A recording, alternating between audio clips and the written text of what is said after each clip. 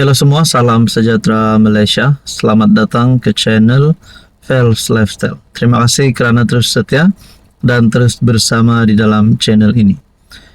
Satu kejutan buruk untuk Sanusi, satu kejutan buruk untuk kepimpinan PAS. Nah, saudara-saudara, siapapun yang memegang jawatan tertinggi, yang memegang jawatan ketua, menteri besar, dan siapapun yang memegang jawatan tertinggi sudah pasti memerlukan satu contoh, menjadi contoh yang baik kepada rakyat, terutamanya di tempat ataupun di kawasan beliau sendiri. Namun kenapa ada laporan polis yang dibuat? Beberapa laporan polis di seluruh negara, bukan seluruh negeri, tetapi di seluruh negara terhadap Sanusi. Di sebalik kritikan Amanah, teruskan laporan polis terhadap Sanusi, kata SUA. Seorang peguam membidas Amanah memfailkan beberapa laporan polis di seluruh negara terhadap Sanusi Nur atas dakwaan fitnah sebagai permainan politik murahan. Nah, laporan polis sudah dibuat. Adakah credibility status Sanusi sebagai menteri besar, sebagai pemimpin PAS, sebagai wakil rakyat PAS akan terjejas? Gelaran beliau akan terjejas. Nah, menjadi persoalan dan pertanyaannya lah selepas ini apa yang akan berlaku kepada Sanusi Nur. Amanah akan meneruskan laporan polis di seluruh negara terhadap pemimpin PAS Sanusi di sebalik kritikan seorang peguam yang menyifatkannya sebagai permainan politik murahan. Setiausaha Agung Amanah, Faiz Fadzil berkata, tindakan dilancarkan sejak Sabtu lalu itu diteruskan sebagai usaha mendidik masyarakat menolak budaya fitnah, selain merasakan terhina dengan fitnah dilemparkan. Kita akan teruskan laporan polis yang bermula sejak Sabtu lalu. Tindakan itu diambil sebab kita rasa terhina dan tidak mahu fitnah terus dilakukan pemimpin PAS. Mereka seolah menjadikan fitnah itu satu budaya dalam masyarakat.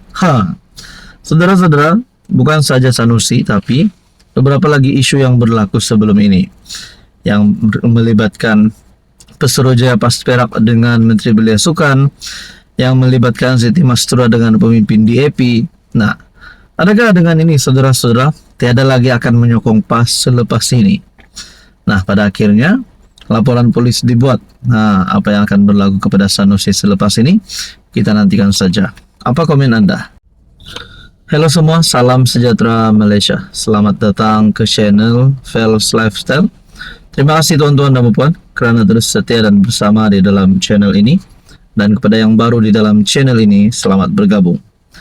Satu lagi kejutan daripada SPRM. Sebelum ini kita dengar berkaitan dengan banyak saja kes rasuah yang berlaku di Malaysia. Melibatkan kepimpinan tertinggi politik di Malaysia. Melibatkan bilion-bilion, ratusan ribu, ratusan juta, berjuta-juta. Tapi, saudara-saudara, ini satu lagi pendedahan terbaru SPRM. Ini melibatkan isu projek RM 4 juta. Dan ini pasti mengejutkan Anwar Ibrahim sebagai Perdana Menteri, mengejutkan seluruh menteri di dalam Kabinet Kerajaan Perpaduan, dan mengejutkan kepimpinan pembangkang juga. Isu projek RM 4 juta di BKL, ini penjelasan SPRM. SPRM tidak mahu bertindak terburu-buru dalam isu pemberian projek bernilai RM 4 juta berkaitan Dewan Bandaraya Kuala Lumpur, kerana ia membabitkan dakwaan yang dibuat melalui media sosial. Ketua Pesuruhjaya SPRM, Ansri Azam Baki, berkata pihaknya akan melakukan analisis menyeluruh terhadap dokumen yang diberikan di BKL untuk mengesahkan dakwaan tersebut terlebih dahulu. DBKL akan menjalankan siasatan mereka mengenai isu ini. Sementara penyiasat saya meneliti dokumen-dokumen tersebut, katanya. Menurutnya, masih terlalu awal untuk mengatakan SPRM sudah membuka kertas siasatan mengenai perkara terbabi. Saya telah mengadakan perbincangan dengan Datuk Bandar Kuala Lumpur, Datuk Seri Maimunah Muhammad Sharif, dan beliau bersetuju berkongsi dokumen berkaitan isu ini dengan kami. Bagaimanapun, biar penyiasat saya menganalisis dokumen terbabi.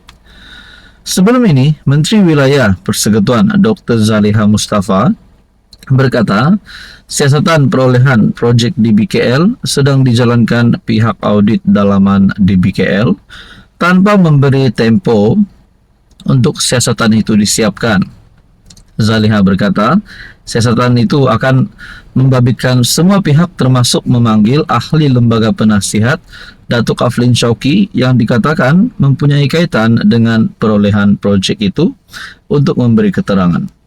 Nah, melalui isu ini saja, adakah dengan ini akan ada tangkapan yang berlaku, akan ada serbuan yang berlaku, akan ditemukan duit beratusan juta ataupun berbilion?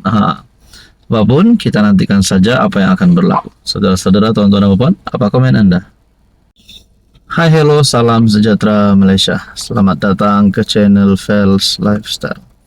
Tuan-tuan dan puan yang saya amat hormati, tuan-tuan dan puan, ada saja cara, ada saja kritikan serangan terhadap Anwar Ibrahim. Mahu Anwar letak jawatan, mahu Anwar dipecat, mahu Anwar itu ini, macam-macam lah. Mereka mahu Anwar jatuh. Tidak lain dan tidak bukan daripada kepimpinan pembangkang Perikatan Nasional. Sebelum ini, Ketua Pembangkang Hamzah Zainuddin telah membuat kenyataan Anwar Ibrahim derhaka. Ini melibatkan isu Tita Addendum. Ini lagi satu tulisan daripada Harapan Daily. Tuduh PM derhaka, satu fitnah jahat. Backbenchers selar pembangkang. Saudara-saudara, Kelab Penyokong Kerajaan Madani Backbenchers Club BBC menempelak tuduhan Ketua Pembangkang di Dewan Rakyat yang menuduh PM derhaka terhadap institusi diraja berkaitan isu Tita Addendum.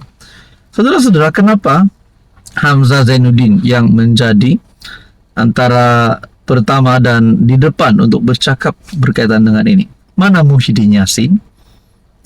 Yang pernah menjadi PM, yang kita dapat lihat